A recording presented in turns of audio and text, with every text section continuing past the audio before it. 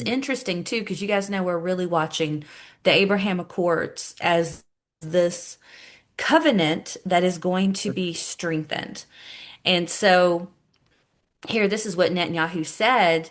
He said that this UN resolution that they just passed Monday night, last night, is going to lead to further integration of Israel and its neighbors, as well as expansion of the Abraham Accords. Because this is all about this prize of peace in the Middle East and the Abraham Accords, this blasphemy against the Abrahamic covenant that God made with his land. And so it is interesting in the wording of this UN resolution that went through. It did it did have a reference there to coexistence. And I've seen this more and more, coexistence. And I don't, it always jumps out at me because of a dream my husband had. Um, but I mean, it would anyway because coexist. But I had never heard the word coexistence before this. I'd heard coexist, but never coexistence. And so this was years ago. Stephen had a dream. He had a dream about 927, and he had a dream about coexistence, where he saw the word really big, and he was like, I don't understand what is coexistence. And I was like the bumper sticker, like what you see right here, the bumper sticker. And he's like, well, it wasn't coexist, it was coexistence.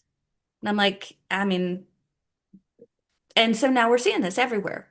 We're seeing coexistence all over everything that has to do with this Abraham twisting, the Abraham Accords, the Abraham Alliance, the Abrahamic Faith House has a position of coexistence because it's this all religions coming together and coexisting.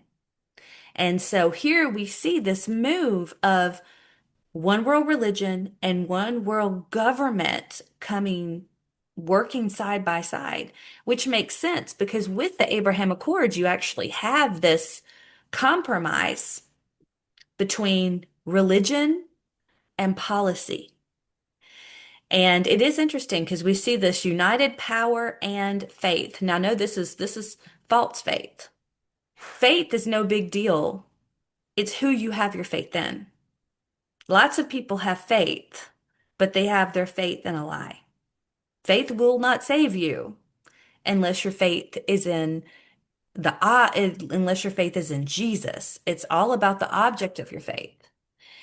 And so here, this is just interesting to see this coexistence moving forward over and over. You see it in a lot of the wording of these covenants that they're working on between Israel and Gaza and the entire Middle East. They're using that more and more.